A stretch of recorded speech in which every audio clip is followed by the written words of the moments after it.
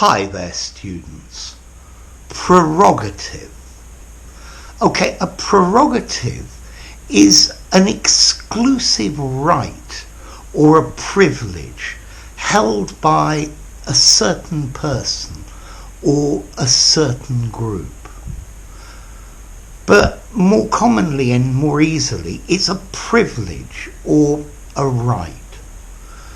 So, it's my party and it's my prerogative to choose the music. Okay, I provided all this, so I get to choose the music. It's the right to decide before anyone else. The right to the first choice. Okay, so if somebody has a prerogative, they have the right or the power to decide something.